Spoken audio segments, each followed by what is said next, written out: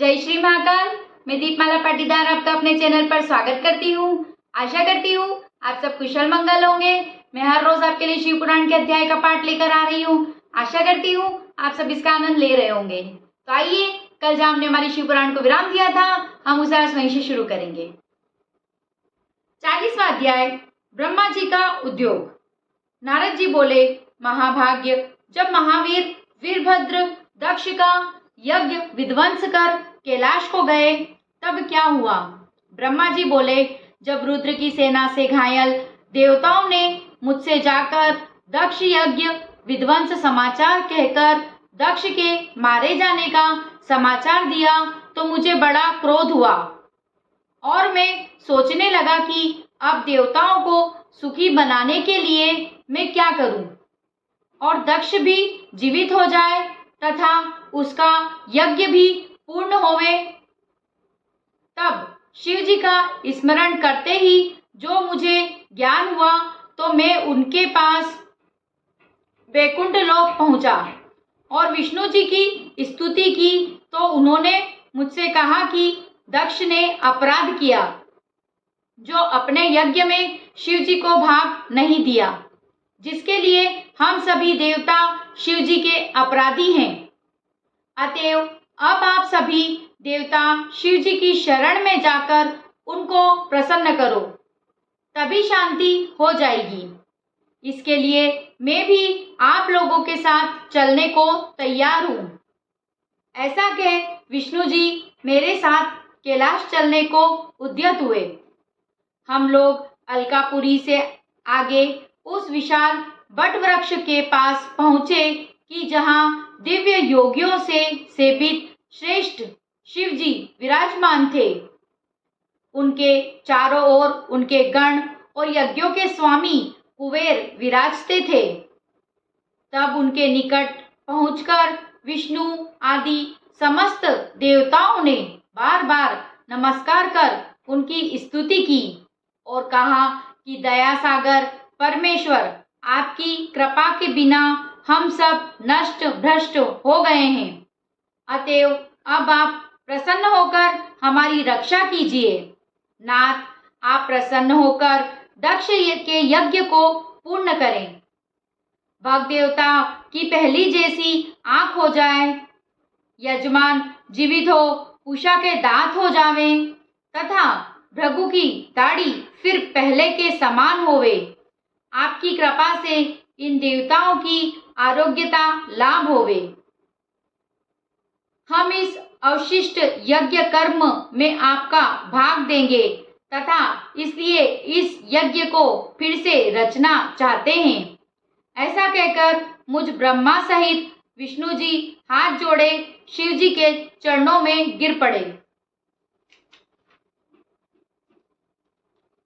41वां अध्याय, शिव की कृपा से दक्ष का जीवित होना।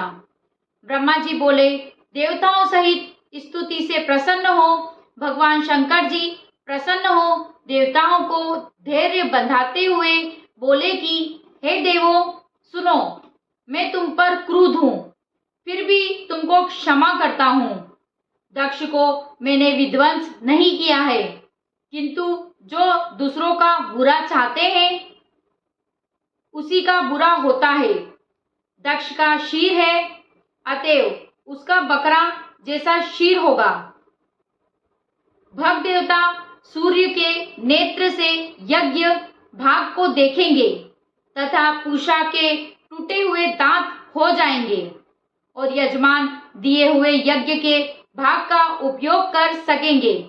मैं यह सत्य कहता हूँ। मेरा विरोधक भृगु और वक्रे की दाढ़ी पाएगा और मेरे गणों द्वारा मारे गए देवताओं के टूटे हुए अंग भी ठीक हो जाएंगे और सभी अध्वर्यु प्रसन्न होंगे। यह कह वेदी का अनुकरण करता परम दयालु चराचर पति शंकर मौन हो गए। तब उनका यह कहना सुन देवताओं को बड़ी प्रसन्नता हुई तथा सबने शिव जी को धन्यवाद दिया। फिर देव ऋषियों सहित शिव जी को उस यज्ञ में आने के लिए आमंत्रित कर हम लोग यज्ञ के उसी स्थान में आए जहाँ की कनखल नामक स्थान में दक्ष ने यज्ञ आरंभ किया। उसी समय भगवान शंकर ने वहां पहुंचकर वीरभद्र द्वारा भंग यज्ञ का निरीक्षण किया और देखा कि स्वाहा, स्वधा, पूषा, त्रष्टि, सरस्वती और सभी ऋषि, पितर, अग्नि टूटे फूटे और कोई मरे हुए हैं। यज्ञ की दशा देखकर वीरभद्र को बुला भगवान शंकर ने हंसकर उससे कहा कि महाबली वीरभद्र, यह तुमने क्या किया? तुमने ऋषियों को इतना कठिन दंड इतनी शीघ्र दे डाला।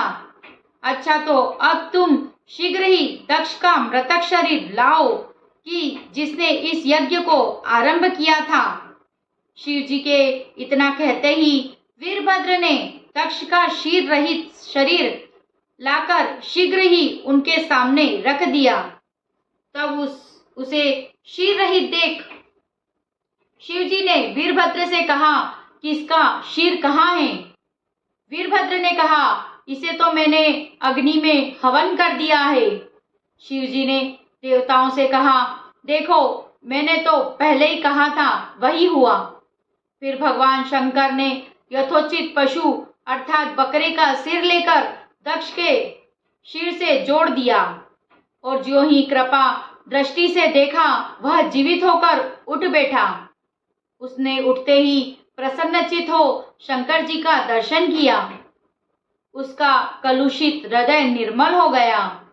फिर ज्यों ही कल्याणकारक भगवान शिव की विनम्र भाव से स्तुति करने लगा। उसकी स्तुति सुन भगवान शंकर प्रसन्न हो गए और मुझ ब्रह्मा ने भी इंद्रादिक देवताओं और लोकपालों सहित शंकर जी की स्तुति की। 42वां अध्याय, सती खंड का शतिफल आदि। ब्रह्मा जी बोले, इन स्तुतियों को सुनकर शंकर जी प्रसन्न हो गए और उन्होंने सबकी ओर कृपा दृष्टि से देखकर दक्ष से कहा कि प्रजापति दक्ष, सुनो, यद्यपि मैं स्वतंत्र ईश्वर हूँ, तथापि भक्तों के वश में हूँ। चारों भक्तों में ज्ञानी सबसे श्रेष्ठ हैं। ज्ञानी मेरा ही स्वरूप है और उससे अधिक प्रिय मुझे कोई नहीं है। इसी प्रकार तू केवल कर्म के द्वारा ही संसार सागर से तरना चाहता था। तेरा यह कर्म मुझे अच्छा न लगा और मैंने तेरे यज्ञ का विध्वंस कर दिया। दक्ष, अब तू मुझे परमेश्वर जानकर बुद्धिपूर्वक ज्ञान परायण हो सावधानी से कर्म कर। तू यह जान कि मैं शंकर ही जगत का उत्पत्ति, स्थित और संहार करता हूँ और क्रिया के अनुसार विभिन्न नामों का धारण करता हूँ। विष्णु भक्त का अर्थ यह नहीं है कि वह मेरी निंदा करे। मेरा भक्त भी विष्णु की निंदा नहीं कर सकता। यदि ऐसा करेगा तो हम दोनों के शाप से उसे तत्व की प्राप्ति नहीं हो सकती। इस प्रकार शंकर जी के सुखकारक वचनों से वहां स्थित देवता मुनि सभी प्रसन्न हो गए। समस्त देवता कुटुंब सहित शंकर भगवान को परमेश्वर मानने लगे। जिसने जैसी स्तुति की श्री शंकर भगवान ने उसे वैसा ही वर दिया। दक्ष प्रसन्न हो शीघ्र ही शिव जी का नाम जपने लगा। शिव जी की कृपा से उसने अपना यज्ञ पूर्ण किया। सब देवताओं को यथा योग्य उनका भाग मिला। शिव जी को भी उनका भाग दिया गया। ब्राह्मणों को भी बहुत सा दान दिया। दक्ष ने विधि पूर्वक ऋषियों द्वारा यज्ञ के बड़े कार्य को समाप्त कराया। पर ब्रह्म की कृपा से यज्ञ पूर्ण हुआ। सब देवता और ऋषि आदि भगवान शंकर का यश गाते हुए अपने धाम को गए। मैं और विष्णु भी मंगलदायक उनके सब नामों का उच्चारण करते हुए शिवगणे को साथ ले कैलाश पर्वत पर चले गए।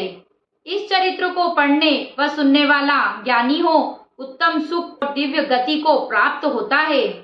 इस प्रकार दक्ष पुत्री सती देवी अपना शरीर त्याग कर हिमालय की पत्नी के गर्भ से उत्पन्न हुई और महातप कर फिर शिव जी को प्राप्त किया।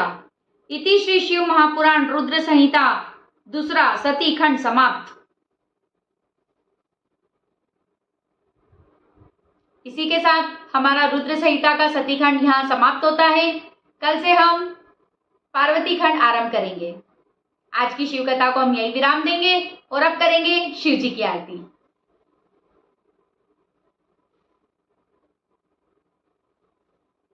ओम जय शिव ओंकारा प्रभु हर्षि ओंकारा ब्रह्मा विष्णु सदा शिव ब्रह्मा विष्णु सदा शिव अर्धांगी धारा।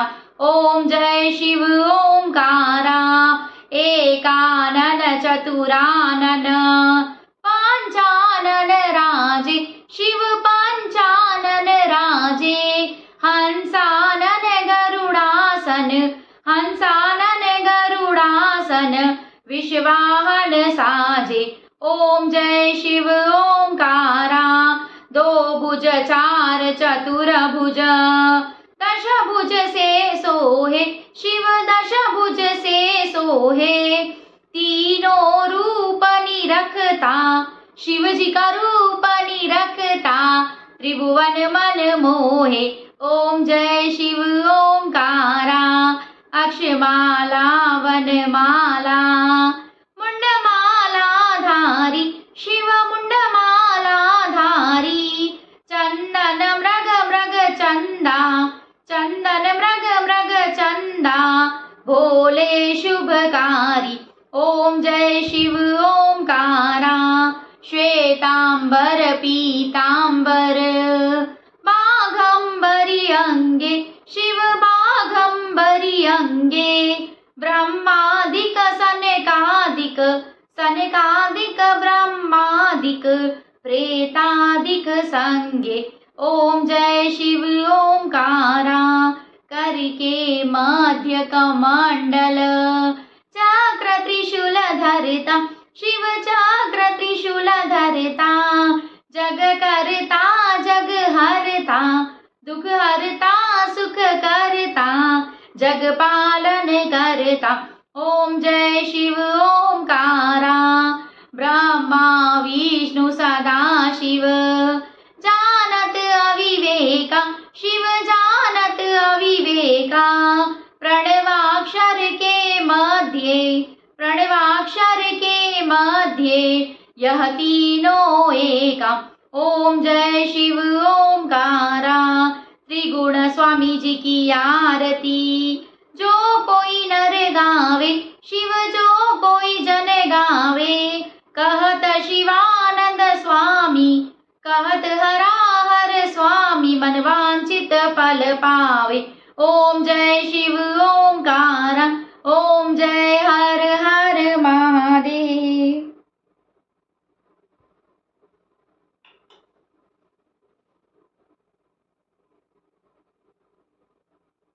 अगर आपको मेरा वीडियो पसंद आया हो तो इसे लाइक करें, ज़्यादा से ज़्यादा शेयर करें और अगर आप मेरे चैनल पे नए हो तो इसे सब्सक्राइब जरूर करें।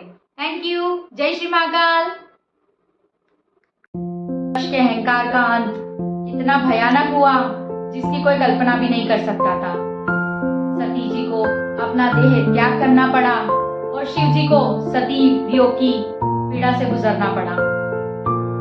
फिर भी शिव जी तो भक्तों के अधीन हैं, भक्तों के हितार्थ हैं, भक्तों के हित के लिए उन्होंने दक्ष का यज्ञ संपन्न कराया। किंतु उन्होंने यह बात भी सिखाई कि विष्णु भक्त होने का मतलब ये नहीं है कि आप शिव जी की निंदा करें और शिव भक्त होने का मतलब ये नहीं है कि आप विष्णु जी की निंदा करें। तीनों भगवान समान है। किसी एक की भी निंदा करना अपने इष्ट की निंदा करना के समान है। जय श्री माता।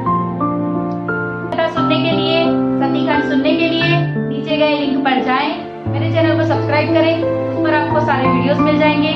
अगर आपको वीडियोस पसंद आए तो उसे लाइक करें, ज़्यादा से ज़्यादा शेयर करें। Thank you. जय श्री महाकाल।